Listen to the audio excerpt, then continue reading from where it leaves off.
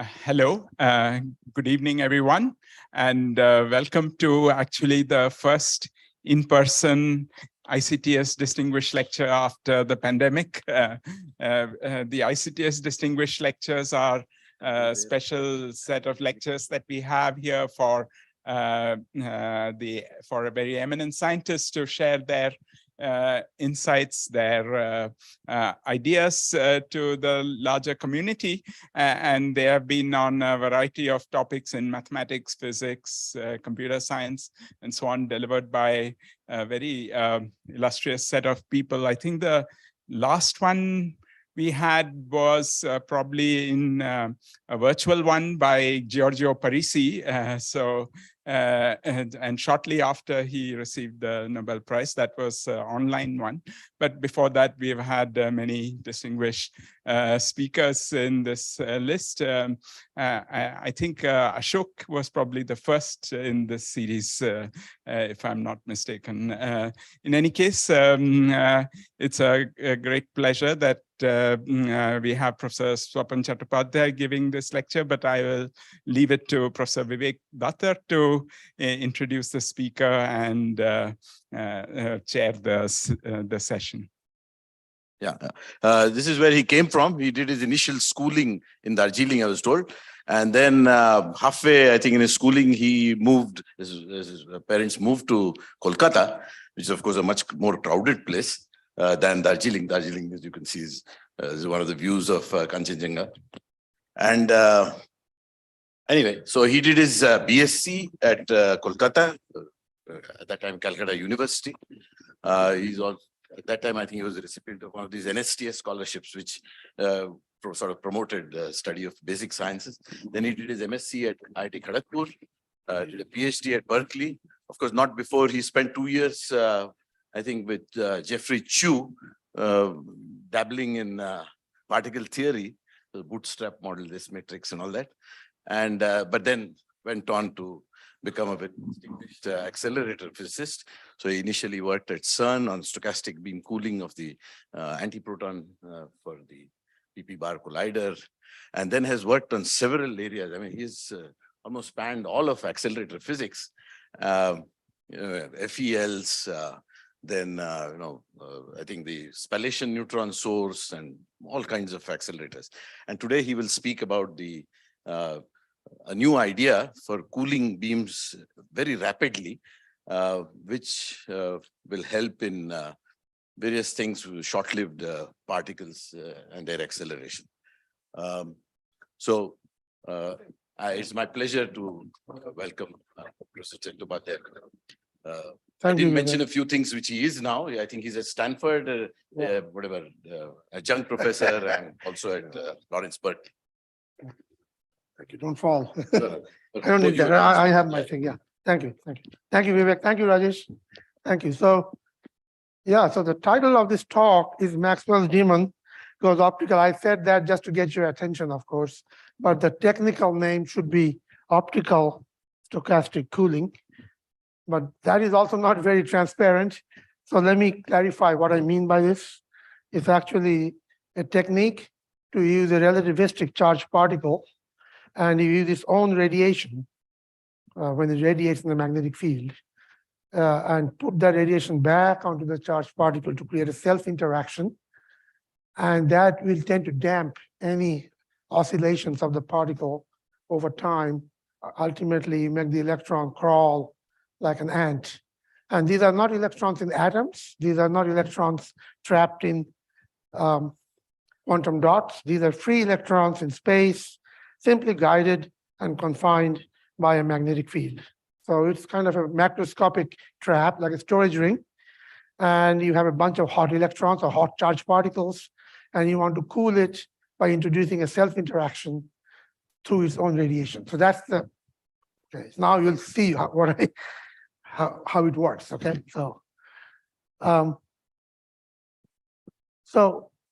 this lecture, actually, I said two things about it. This is based on a paper in what's going on here. It's switching by itself. Okay. This lecture is based on this paper in Nature that just came out a couple of months ago in August. It's the first demonstration of this cooling technique. And you see the first author there, Jonathan Jarvis, actually is my proud mentee. He's my postdoc, and very proud of him because last 3 years have been very hard to work in the lab in the COVID. So he did very hard work and produced this wonderful result. So, and the second thing I will say that the techniques and the principles of this subject is actually very fundamentally related to statistical physics and stochastic processes. And so I would like to dedicate this lecture to Deepak Dhar, who actually got the Boltzmann Prize this year. And it's so intricately tied to ideas of Boltzmann and Maxwell and later on. So I thought I have to just mention this. And so you will see how relevant statistical physics and fluctuations are for this technique. So I must thank Rajesh actually for inviting me to give this talk. I'm not going to get a Nobel Prize by giving this talk and then go on. There's somebody got to Parisi, gave the talk, got Nobel Prize after he gave this talk. Very, very tempting. I must thank the entire staff of ICTS who actually entertained me for the last 2 months. The big team at Fermilab who actually worked with us. I was just a senior guru. A whole bunch of students, postdocs, technicians worked on it. And of course, my mentee, Jonathan Jarvis, who did most of the work. So I'll give a brief historical perspective of Maxwell's demon. And then I will introduce you the idea of microwave stochastic cooling of Meer. And then I will actually talk about optical stochastic cooling. And then I'll give you some results of what we achieved, which was published in Nature 2 months ago. And then some titillating avenues that this opens up to deal with quantum mechanics and quantum field theory of a single electron and entangled photon that we can now study because we can trap a single charge in a ring and look at the radiation that comes out of it, its correlation properties, its quantum mechanical properties, and so on. I can now do that kind of work because it's now done 40 years of hard work in building colliders and synchrotron light sources. So now I have a little bit of a liberty to do a bit of a speculative but fascinating deep subjects. So Maxwell's demon. Maxwell first introduced this finite being, which he didn't call it a demon. It was called a demon by Lord Kelvin. He made a racket about everything. But Maxwell simply wrote to his friend that what if you have a box separated by a partition and you have molecules, velocity distributions, but they're in equilibrium. And what if there is an artificial creature and you have 2 doors, frictionless doors, which you can open selectively so the fast molecules go to the right, slow molecules go to the left. Eventually you have a hot gas to the right, cold gas to the left. If you look at the entropy, actually entropy has gone down because you have more order in the system. It didn't bother Maxwell that much, but he was curious. He said, well, of course, second law of thermodynamics is valid for a collection of objects. If you look at individual molecules, all bets are off, so that's okay.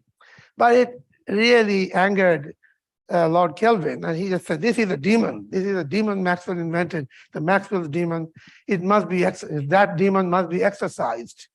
And so entire community started to think about how to exercise this demon, and it's Mulchunsky in 14, Leo Szilard in 1929, Claude Shannon, who invented information theory in 1948, Leo Brillouin in 1953, ending up in 1960 with Rolf Landauer, and he came up with the Landauer's principle, which is a fundamental law that actually governs thermodynamics of information.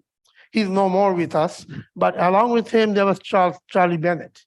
And Charlie Bennett actually reinterpreted Maxwell's demon, saying that the cost of erasing memory when you're dealing with information systems is to add entropy to the system. Every time you flip a bit, you add entropy, k meaning Boltzmann's constant k times t times log 2. So there's no way. The computer always erases memory, creates memory. So anytime, that's why computers are hot, not just because there is wires, electrical power going into it. They also get hot because they're erasing memory which you put in the dustbin, but actually it creates entropy. So, I mean, this gentleman, Charlie, of course, got the Breakthrough Prize along with David Deutsch and Peter Shor, and I knew that they are not going to get the Nobel Prize this time. But so this is important stuff, and so that's the history of Maxwell's demon. Okay, so now let me introduce to you how does it apply to a charged particle beam or a light beam, like a laser beam. So any kind of a beam, energetic beam containing particles or waves is of course directed, and it directs energy, and it focuses a lot of information in it. So it is a directed flow of energy and information. I mean, if you look at a typical laser beam, I see it often from the Livermore Valley in California. It looks like a benign, bright ray of laser light, but if you look into the internal structure of the light, there's a lot of dynamics going on. The phase space is full of information, and it's dynamic. It's changing depending on what coherent quantum state the light is. Typically, it is in a Glauber-Sudarshan quantum state, but this is just an illustration that there's a lot of information in a beam. And you can paint a beam combinatorially many ways, classically, quantum mechanically, and as you manipulate the beam, laser beam or a particle beam, you are constantly changing the distribution of information that the beam carries. And the entropy of a beam or a laser beam is directly related to how much information you're packing into it. If it's a very cold beam, it has an entropy. If it's a very hot beam, it has a higher entropy. So it's directly related to dealing with information content in the beam. Slow change here. So let me take a detour into the actual dynamics of a beam. So let's go back in the 170 years or so. Let us say Liouville's time. He lived in France, had a famous theorem, 1837, which he modified in 1838.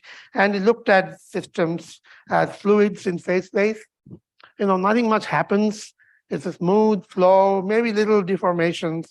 And if your dynamics is conservative, there's no dissipation, you preserve the phase space.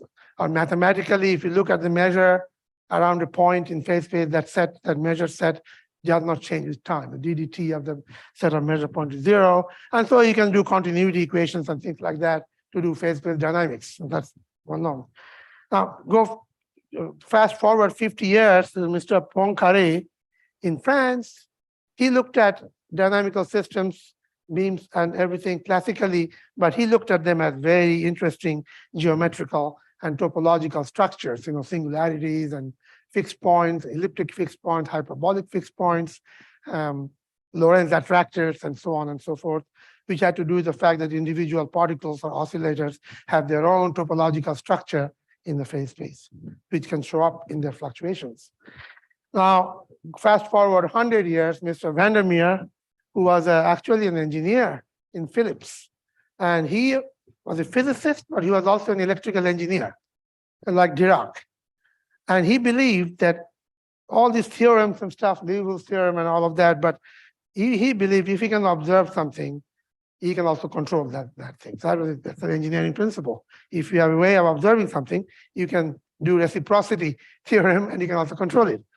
He thought that the beam is, of course, the fluid in some sense, but it's also a bunch of particles. It's mostly empty because particles are tiny.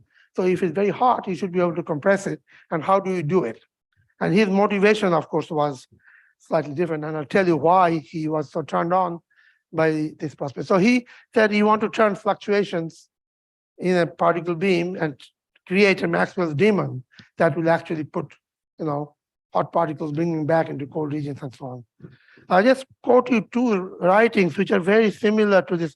In ancient Chinese proverb, Lao Shu, he talked about how important are to leave spaces between objects so that you have profit from the things that you have, but you benefit from having some space between them so you can do something with it. Like if you have a vessel, you have the vessel, but it's hollow inside, so you can put water in it.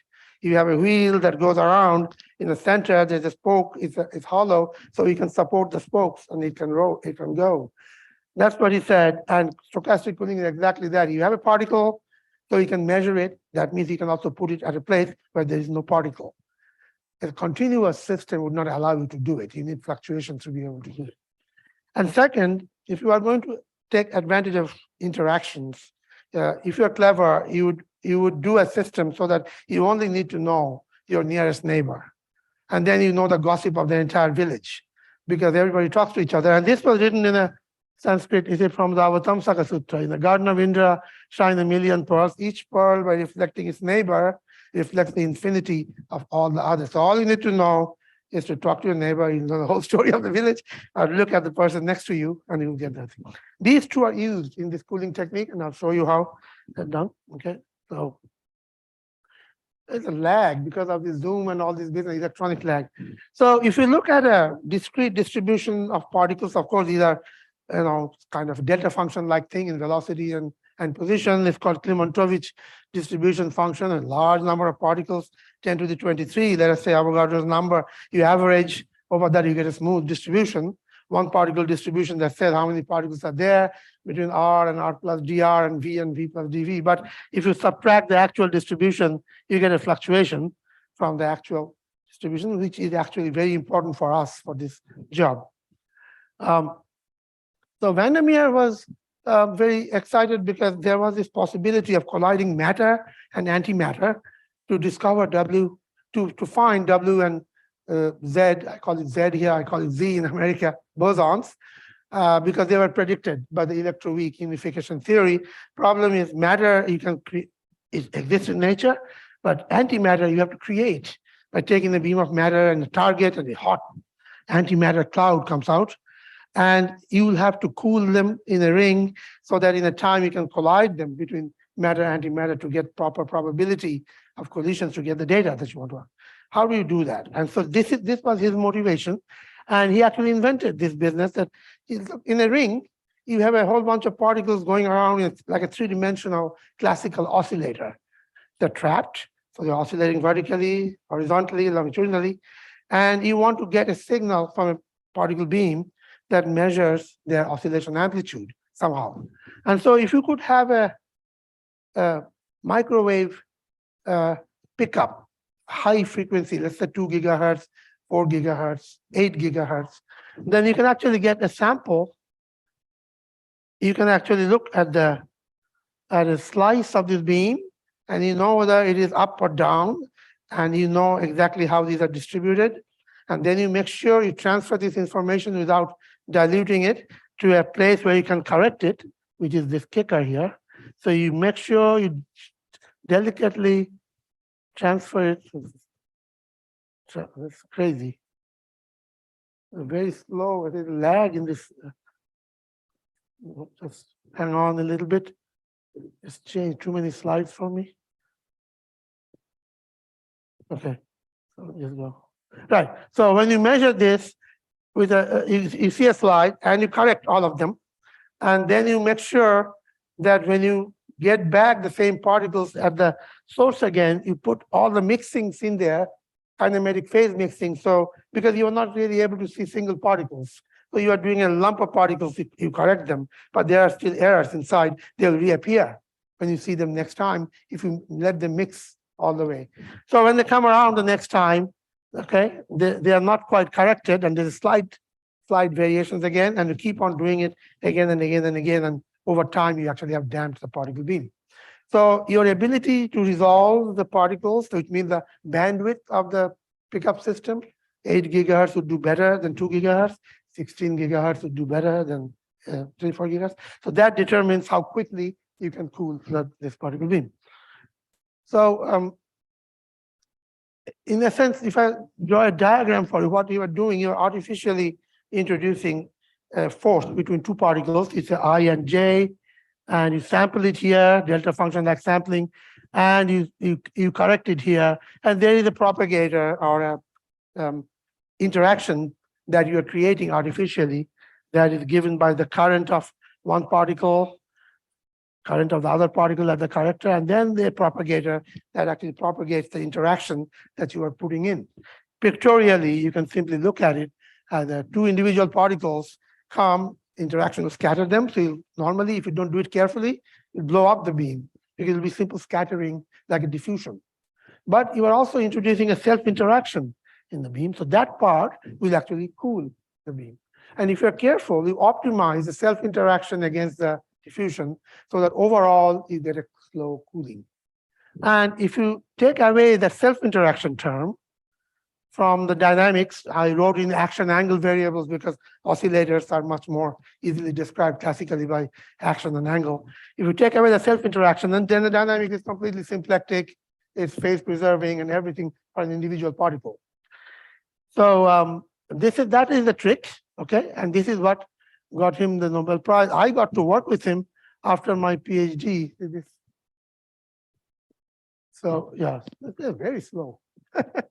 This is a gentleman, Meer, and that was me some time ago. But I worked with him before he got the prize. And those 2 years, 3 years, 82, 83, 84, crazy years. I think 6 or 8 people at CERN, Frank should know this, got nervous breakdown because they were chasing like mad how to get this thing done.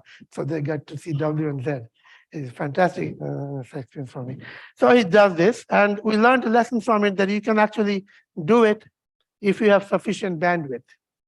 Okay, and then if you look at the actual statements made by Maxwell himself, and then later on Simon, when he got the prize, they're very identical. You see, Maxwell stated this is only one of the instances where the conclusions which you have drawn from our experience of bodies consisting of an immense number of particles, thermodynamics, does not really apply when you actually are able to perceive and handle individual particles. And this was repeated by Simon, saying that so he has created a Maxwell's demon, actually. And people were still not happy because they say it must violate Liouville's theorem. Liouville said that there is no dissipation here really directly, but they said maybe you were cooling in one dimension, growing up other dimension. There are many papers in 1970s, 80s proving him wrong, saying that the sum rule of lambda1 plus lambda2 plus lambda3 has to be a fixed number. So some rule of the 3 damping coefficient of the 3 phase spaces has to be something. And that is really, really wrong, because if I went back to Liouville's 1837 paper, Berkeley Library, bless them, they had a French version of the 1837 paper. My wife could read French, so I read it. So he, of course, said in 1837, if you have a conservative system, of course, you preserve volume, you transform points. The Jacobian of the transformation is typically 1 for a conservative system, but if you have dissipation or amplification, you can always grow or shrink. 1838, he corrected it. So there is no miracle. No, so second law of thermodynamics is not broken. Liouville's theorem is not broken. You are introducing a self-interaction between particles, and that is what is causing it, okay? And so then standard statistical mechanics, classical or quantum, you can then write a Fokker-Planck equation, diffusion, and friction. And the friction typically, if you analyze harmonically, the cooling force is just a sum over all the harmonics of the cooling force that gives you the cooling rate. So that's all that is behind it, and you're successful. But it was only using microwaves because microwave amplifiers existed in military, and they used it to jam radar signals from other countries. They were not very good in terms of their phase characteristics. They're good in terms of sheer power. You can just jam a signal at 8 gigahertz, 4 gigahertz, but the phase character is very bad. So we had to work very hard to get good amplifiers, much better than the military quality, so you could actually count on the phase and work on the particle beams coming out. Just to give you an example, the typical power that you are dealing with from a single particle is less than 10 to the minus 19 watts. So that's what they were dealing with. So you have to do a very good job of phase and amplitude characteristic. So now I come to optical part. Okay, so I call it not Maxwell's demon, optical demon, but I rather call it Vandermeer's optical angel. Okay, and the thing is, in optics wavelengths, we're talking about microns. You can have laser beams in microns, and how to get a signal from a particle beam in the micron bandwidth. No microwave pickup can give you that. They're typically centimeters, and so you get a, typically hadron beams are long. They're like nanometers, and that nanometer is like a foot. It looks like a short distance, but light goes a foot. Sorry, nanosecond. Light goes a foot in a nanosecond. So you get maybe 30 or 40 samples longitudinally, and maybe one sample gross vertical sample. If you go to optics, like a micron, you get thousands of samples longitudinally, transversely, and your resolution goes up, and you should be able to do much better job, much faster. Now, how to get a signal? Then it dawned on us and some people that you can actually use radiation from the particle itself. You can go to up to probably 5 terahertz or even more, which are sub-millimeter, tens of microns kind of wavelength. And the idea is that when you let a charged particle beam affected by a magnetic field, it emits photons. If you bend it slightly, a photon. If you jiggle it, photons. And this photon is a direct dynamical map from the phase space of the particle into the phase space of the photon. There's a precise mathematical mapping. It has Lie algebra in it and stuff. So it contains all the information of the charged particle beam. So the trick was to create a loop. So you get a signal in micron wavelength from a charged particle beam by creating a special magnetic field. And you can either process that signal by an amplifier, like a laser amplifier at a micron, or just let the light go and interact with the beam itself properly so it catches up with the beam, and then see whether you can affect the beam properties.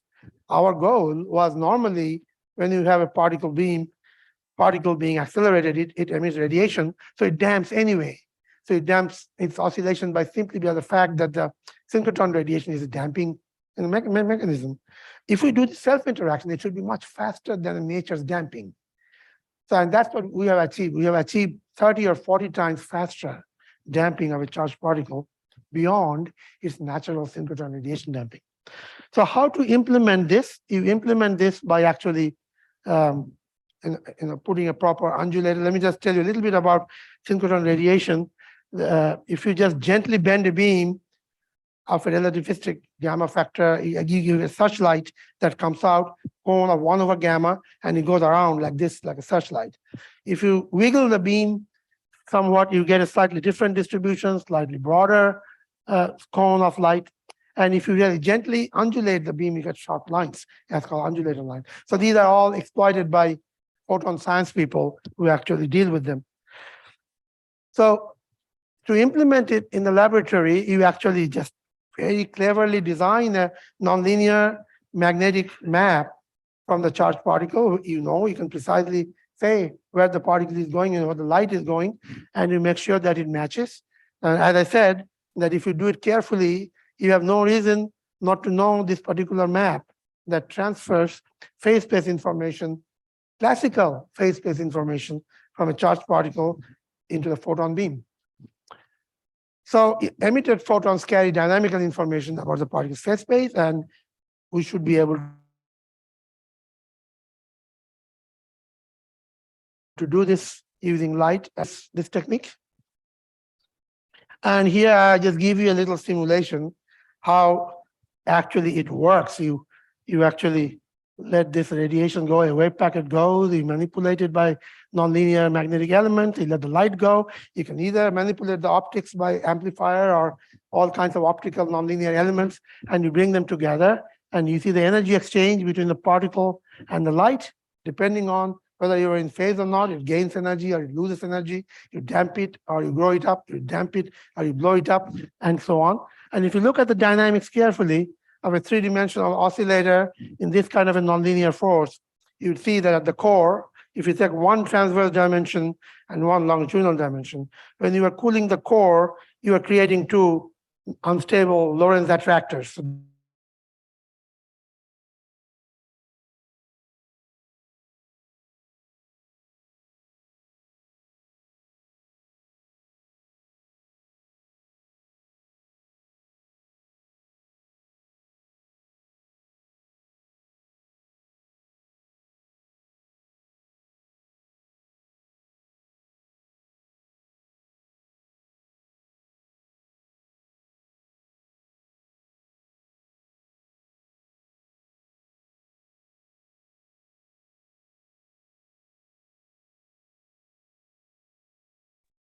Oh, you went out of loop, I think.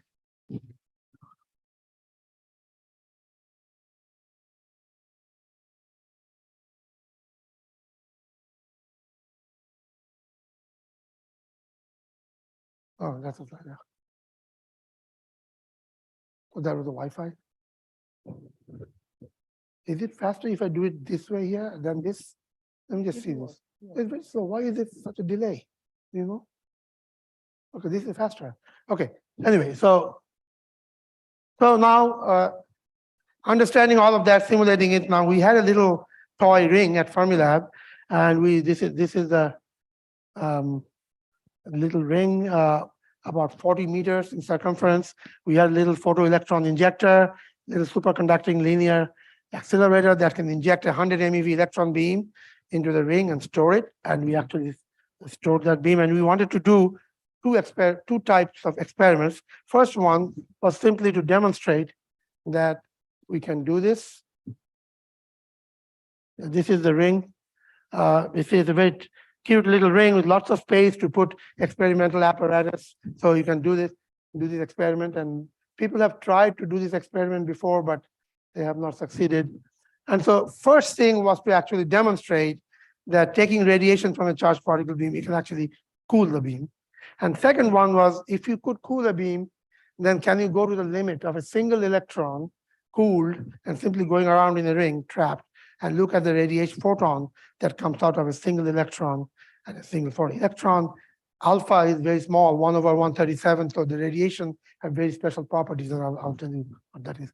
So I'm going to talk about the first one and then end with the tantalizing possibilities in the second. So this is the typical, I mean, I'm going to skip the experimental, but a lot of detail. This is a typical bench where you create this nonlinear element. You can put it in and bring it out as necessary. Special purpose magnets, special purpose optical elements, optical benches, and so on. Here you see all the elements there, all the magnets. You see the things and the things that can change. Light benches where you can actually look at single photon emission. SPAD. These are booster plates where you can change the optical length versus the particle beam delay, and so on. There's a lot of hardware there. And this, again, there's a strict camera. The only way to see the beam is to see the radiation that comes out of it. So it's do the strict camera, and you see where the light is coming out.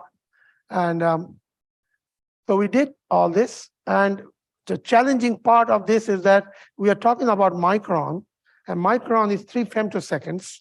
So you have to make the light beam coincide with the particle beam within 0.01, 0.1 milliradian. Otherwise, there is no overlap. And the jitter and phase match between the particle beam and the light beam has to be within 0.3 femtoseconds. 0.3 femtoseconds is a tenth of a micron. So that's very challenging. So those are the things that you have to do. But fortunately, the radiation already tells you whether you are matching it or not. If the two pulses are not at all in phase, you see two separate pulses. If they're fully interfering, you see a constructive interference. If they're interfering destructively, you get zero signal, and you get something in between if it is actually mixed between full and thing. So that's the way you actually phase match the particle beam and the light beam by looking at the radiation coming and looking at the interference. You cannot look at a particle beam at a 0.3 femtosecond time. That's 10 to the minus 16 seconds. Okay, so and here just to say, as you sweep the delay between the particle and light, you see at some point they actually overlap, at some point they don't. And so this is a good thing. And here I show you next this. You see, when I was telling you, when the interference of the undulated light is strong, that means you are in phase. You will see the actual particle beam cooling. And when the interference is very diffuse, meaning it's destructive, particle beam is hot. So you're actually seeing this correlation between the two. And you also see this, you can actually change the sweep rate of the beam and the particle, and you can eventually align everything. So you can decouple one dimension from all the rest, and you sweep it, and you see cooling, heating, cooling, heating, cooling, heating, cooling, heating. That beam is actually being modulated by its own interaction as you sweep. And then you couple it to another dimension, and then you couple it to a third dimension. You can cool in all three dimensions. There is no such thing as a cooling, some rule of cooling rates, because you are introducing an artificial dissipation. It's a non-Hermitian interaction. And then you are free to choose where you choose your optimum cooling for the three dimensions of the beam. Okay. So a lot of analysis goes on to make sure we are not being fooled, that it is cool and stuff. So we made sure that it is being cooled. The other interesting thing is I told you about this, the two sidebands, Lorentz attractors and the core. And you could actually see the core being cooled and the two sidebands getting hot, and the two sidebands getting cooled and the core getting hot. So that actually is a very fast movie. You cannot quite see it. You can see this. See, the core is to the left, and the two sidebands are to the right. You can see there's a correlation of the cold and hot like that. So the dynamics is right, nonlinear physics is right, and the beam is doing what. So it's all classical so far. There's no quantum in it at all. It's all classical. Okay. So basically, we fluctuate, as you said, fluctuation power that we are able to get from a single electron is less than 10 to the minus 19. That's a single electron, but fluctuations of it would be even much less, 10 to the minus 20 or 10 to 21. But fortunately, we are not dealing with it because the light already knows that fluctuation. It carries with it that information. And you have about 100 MeV electron beam. It's going around a 7 megahertz frequency. Typically, it cools at a 1 hertz rate by simply synchrotron radiation, but we are able to cool it at a rate of 38. So it's 38 or 40 times faster than the natural synchrotron radiation. And so this technique is, of course, very, very useful. Okay, I mean, we have demonstrated it in stages. We can actually now go now to the second stage, put an amplifier in it, and see if we can get even faster, 100 times, 1,000 times faster than the typical natural damping. And so that is our plan. Application-wise, there's let me just go through. You heard a lot of collider talks today, and let me just tell you that it's a fundamental study of a classical beam physics, but you can use it in an electron-ion collider. I'm not so sure in what form, but you can definitely use it in a muon collider. Muons are unstable. They live for only 2 microseconds in their rest frame. In an accelerated frame, you can go up to 2 or 10 milliseconds maybe. But you can cool them at low energy with ionization cooling, but that's not good enough at high energy when you go to T. So you can use a combination of ionization cooling and optical cooling to cool a muon beam within 10 milliseconds. You still have time left to do other gymnastics with the beam. And then people are talking about freezing beams in a storage rings and stuff. So that is the classical side of the story. And we are now going to do the amplification and stuff, all classical. But what I will tell you just next few minutes is just the exciting possibility that you can actually understand a single electron and photon emission and its quantum entanglement in a single electron photon system. So 3 fundamental things we are exploring. Some of this speculative, some of it is, one is the statistics of the photon. Second is the entanglement of the photon out of the electron, which peels off from a single electron. And the third one is, can we actually play a game to the identity of a charged particle by peeling off light from it? The light is coupled to the charge. And the radiation does not discriminate between whether it's coming from electron or a positron.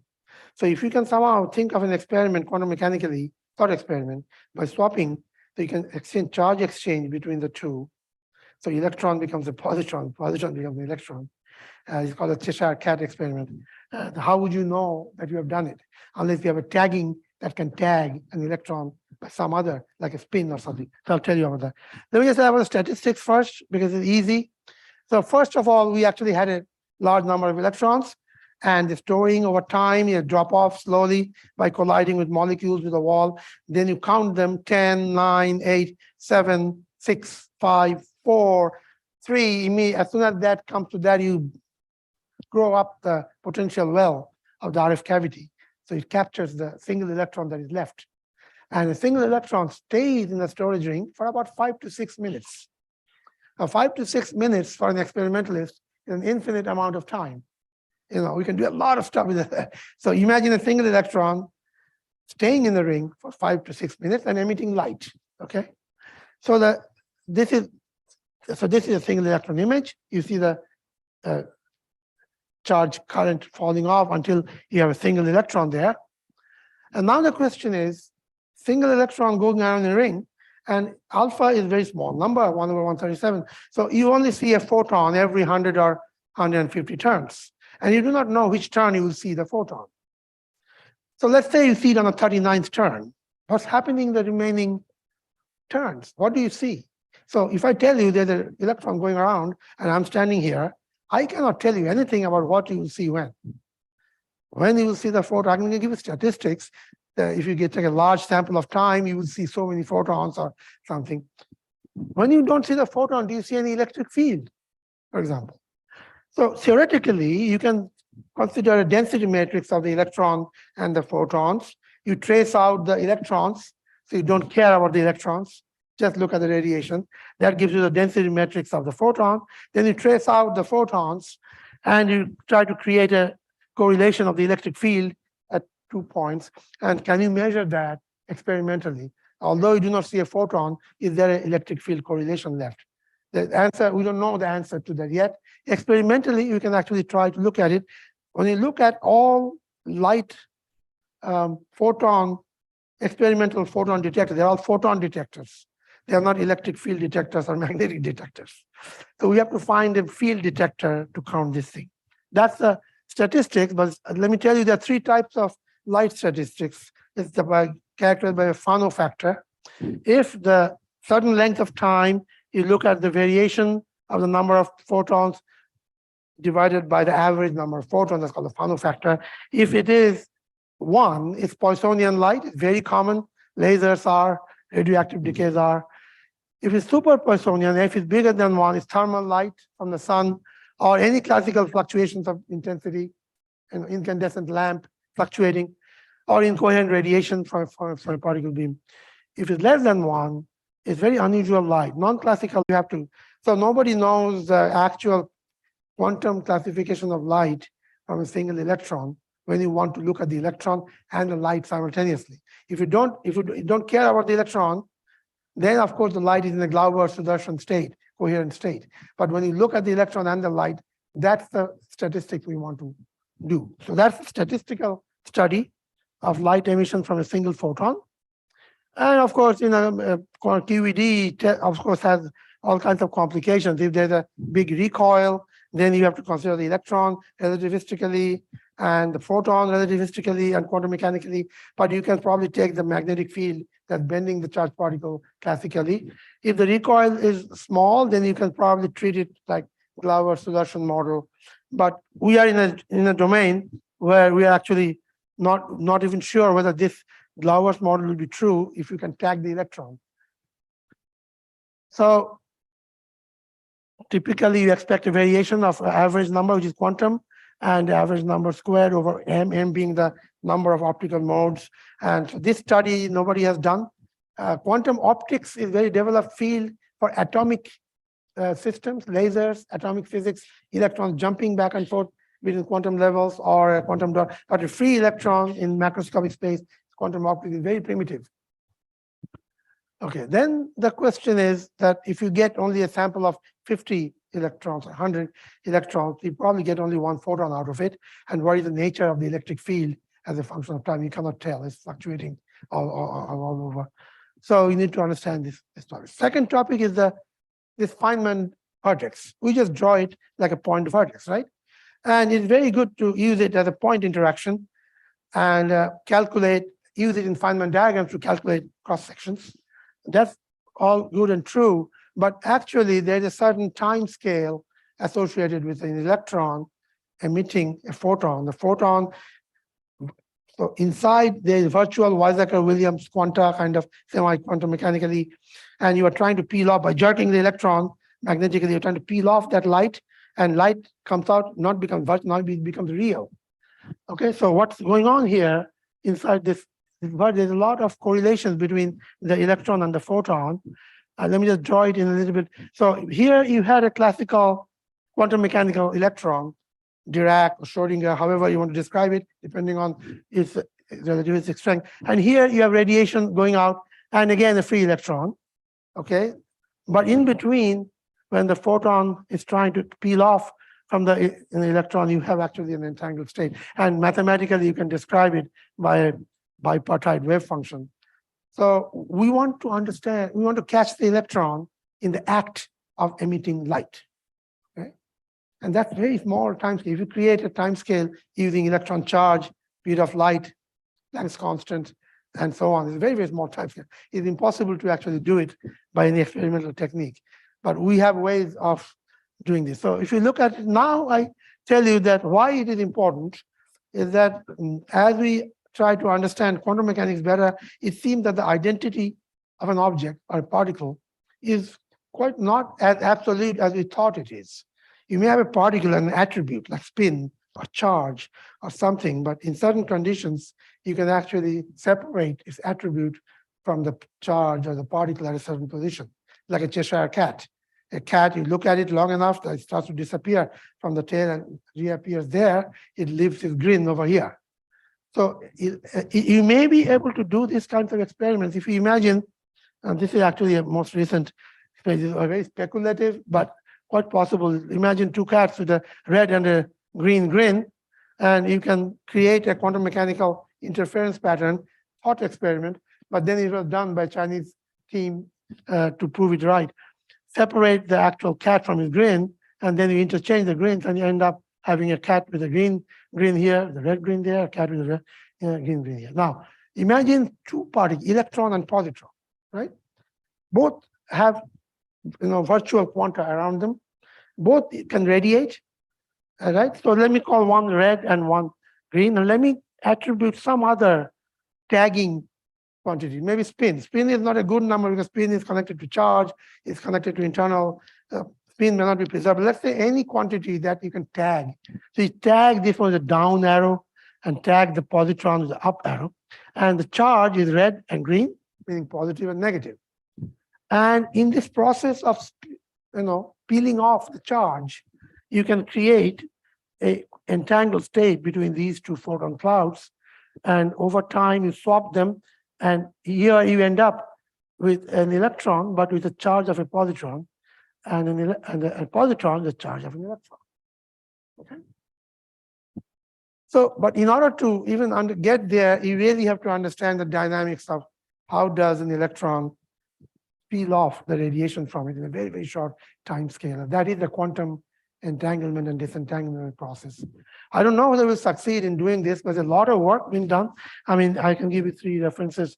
These are the quantum Cheshire cat. This is the experimental thing in China. This is originally proposed by Aharonov, same guy at Bohm-Aharonov effect, 2013. This is our own guy from India who proposed it from HRI. So I think I will just say that experiments are difficult. Feynman is of no help here because he is perfectly comfortable with space-time as it is, but he has no problem with virtual particles running here and there. You get all these diagrams where the particles inside are not real, but in the end, you get a perfectly good answer as a calculation, which is your amplitude of scattering, right? So that's Feynman, right?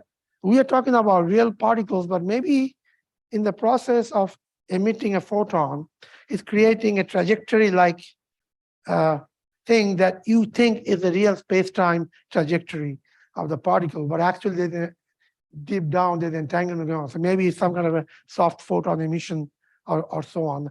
We want to study this in actual experimental setting. I think theoretically there's a term called infrared issue or something. So that's the goal. It's ambitious. I think we already had a PhD in this program of the statistics doing it. We're going to get a few more students and see if we could bring a positron beam along the side and try to see if we could do any kind of a entanglement study by swapping charges and so on. Okay, let me end. It's a long, long day. Large number of people, of course, worked on this. So the actual credit goes to them. And thank you for staying for my talk. Thank you for such an excellent talk. Now this is open for questions. So please raise Rajesh, your yeah. hand. Yeah. For then I want to hand Oh, over. I expected a Sure, question sorry. from a string theorist. Mentor. Are you taking a picture of me? Wow, let the director come. What is this? On behalf of ICTS, Oh, wow. a small memento. Oh, wow, wow, wow, wow. This was a surprise. What is it? Ah, wow, look at that Buddha. It's a sandalwood. Wow, that's good. Thank you very much. I'm fond of Buddhas, actually. Thank you very much. Is this local? Yeah. From, from Karnataka is famous for sandalwood, elephants, and what else? Silk. Right? Mysore silk. Thank you. Thank you very much, Rajesh. Thank you. Thank you. Thank you.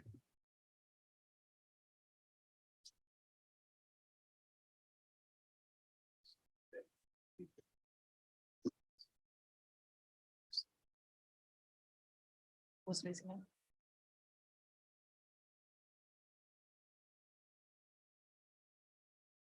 So it may be a very simple question. So it is this we are talking about relativistic charged particles. So does this concept extend to non-relativistic particles? Well, non-relativistic part is very hard to get light out of Yes, very yes. low So that's what energy. I want to extend this. This is mainly for colliders and storage rings. So what about No, LIMAX? no. You can get very light particles like electrons Yes. or mu. I mean, electrons are get relativistic by 10 MeV. Okay. You know, gamma of what is the Yes. gamma of a 10 MeV electron? Tell me. Don't anybody tell what is the gamma? What is the relativistic gamma? It's easy. Factor of 2. It's 20. Yeah.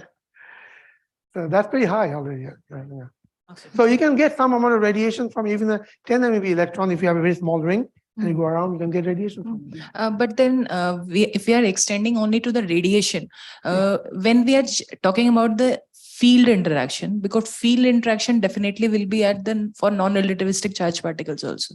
Yes. So if we are able to detect that, measure that, can we apply this concept to the non-relativistic? Yeah, so you know, Jackson's electrodynamics book is a great book. I was his teaching fellow in Berkeley. He has this radiation from a charged particle chapter. Yes. He has a near field term, Yes. which is all the structures around it. Yes. And he has a far field term. Yes. And then there's the intermediate term, which is ignores saying it's so small, you don't have to worry about it. And that is the term that is very important in many accelerators dealing with light sources, because this terahertz radiation in this, it actually creeps along the vacuum chamber. It goes, it's very crazy. Yes. So I think we are talking about here light getting untrapped from a single charge in presence of boundaries, but eventually becoming a free field. Okay. And we are trying to understand that process of decoupling from the classical charged particle at a certain relativistic speed. Then it decouples, and after some time it becomes again a classical particle and a photon, right? When you see the photon in the process of decoupling, you don't see the electron. When you see the electron, you don't see the particle. So it takes some amount of time for the electron, which is stripped off of all its aspects, to draw energy from the quantum vacuum and raise itself up again, and then it can radiate again. So this is called the formation length of synchrotron radiation. So that domain is still not explored. So that's what we're trying to in do. future, can it be extended for them to find some advantages for Yes, this so that- non-relativistic? So when I was telling you that you look at a light from a single photon, it comes only 1 in 137 ton, but the rest of the time there's a field, probably, or not. We don't know the answer to that. So we are trying to look at correlation of the electromagnetic field, even though it is not good enough to produce a photon. So you can do it, you can, yeah. Okay, so this is regarding the last point that you have been telling. Yeah, that's very speculative. Yeah, I know. I mean, I understand that, but just to, so it looked like the way that you are describing it is a bit of a classical kind of a thing, that there is a charged particle, then something emitting from that and things like that. And then you also refer to QED, the way that it is handled is like a point interaction, point vertex, right? But isn't it correct to say that in QED, it is even hazier in the sense that when you consider the quantum corrections, you can't actually think about a point, and that particular point vertex is very much hazy and blurred, and you don't even know in QED. By the higher order. Higher orders in Yeah. QED I'm talking about. And how do you handle the quantum entanglement and things like that from considering not just quantum mechanics, but also quantum field theory? How do I handle quantum entanglement? Yeah, but that's the whole experimental program. You have to be able to see theoretically, I mean. Mix, theory, I don't know. I'm not a theorist. Somebody can answer that. I do not know. I do not know of any theory. Feynman diagrams, even up to the leading order, does not describe this process I'm talking about. This process where you emit light from a single electron, you can think of it in a magnetic field, in a moving frame. There's a wave coming towards you, and that wave gets scattered, and that is the radiation that you see.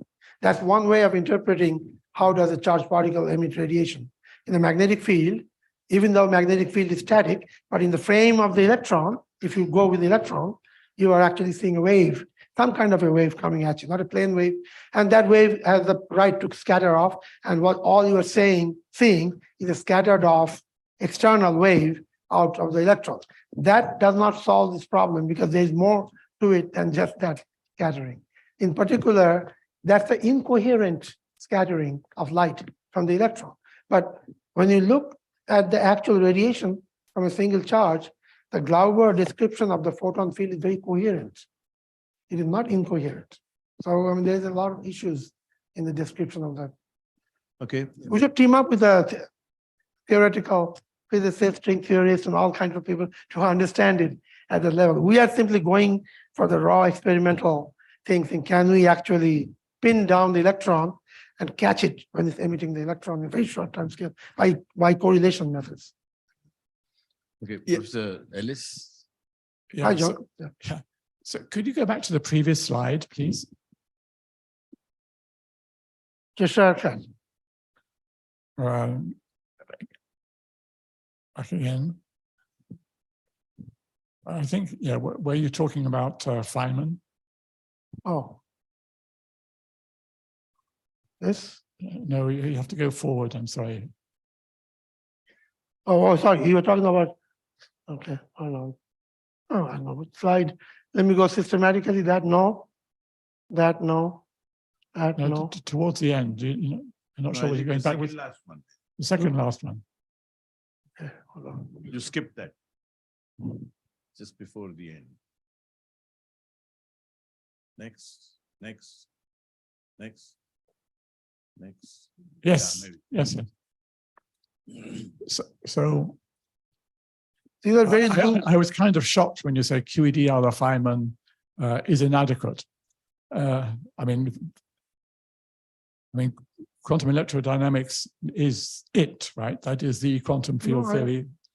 So trying to understand what you were saying, I think you were trying to say that you want to study the quantum classical transition at the most fundamental level. Yes. Would that be a correct way of summarizing what you want to say? That would be a part of a summary, yes, I would say. But QED and quantum field theory, all of that, it gives you a algorithm to compute processes and amplitudes and so on. And you create a cookbook how to calculate it by Feynman diagrams. And there you assume all kinds of virtual particles going in real space-time, and you get the right answer for the amplitude of. So I'm not just talking about the amplitude of emitting a photon or emitting multiple photons or emitting, I'm talking about the process of emitting the photon. Right. How does charge? Yeah, but the underlying theory is QED, and that was formulated by Feynman. So everything should come out of that somehow or other. Right. And I You can talk about it. So I think you're really talking about the transition from the quantum to the classical. Okay. We can talk about it. Yeah. We can argue about it.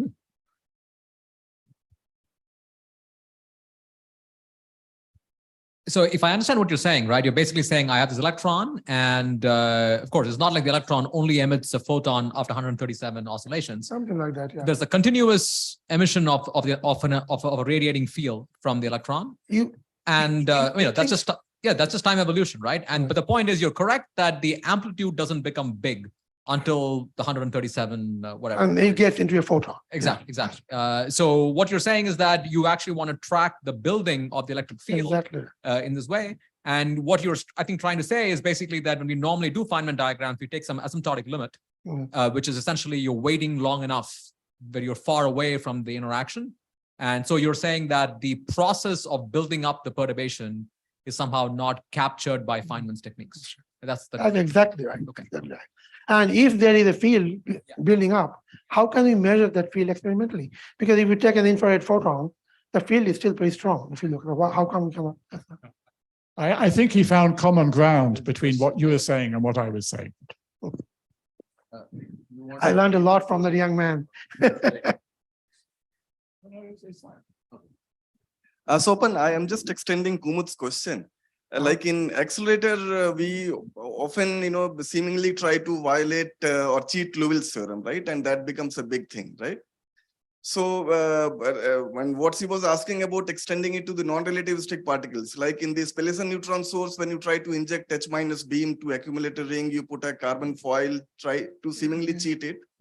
So can you comment on some, I mean, of course, there is no synchrotron radiation there, but some way to, do that by some other technique, because that has certain limitation, technological limitation, and you cannot increase the. Well, I mean, the non-relativistic particles still have, I mean, you can still have all other kinds of radiation, Cherenkov radiation, Bremsstrahlung, and all kinds of stuff, where you can split the light. So these things, can that be they can there? So that if you're clever enough, you can use Bremsstrahlung. What happens is the Bremsstrahlung, the charge stops and the light goes on.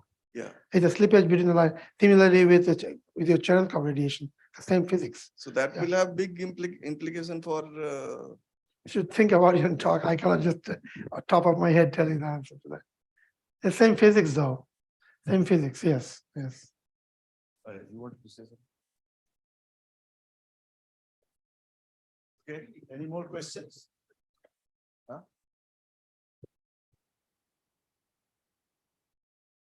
You wanted to say something? Yeah. So I'm not going to be difficult this time. So you mentioned that this might have application to muon cooling. Yes. So would you like to develop that point? Yeah, we are talking to. Did you see a path towards actually using this in the sort of muon collider that we heard about at the beginning of the day? We are talking to Roger. Roger in last name Roger Welsh, I think, is CERN muon collider group. So we are talking to them about it, how to help them to having optical cooling in the chain, because it's doable. Looks like it's not. I mean, ionization cooling is hard enough, but they have so much faith in it because they've done an experiment.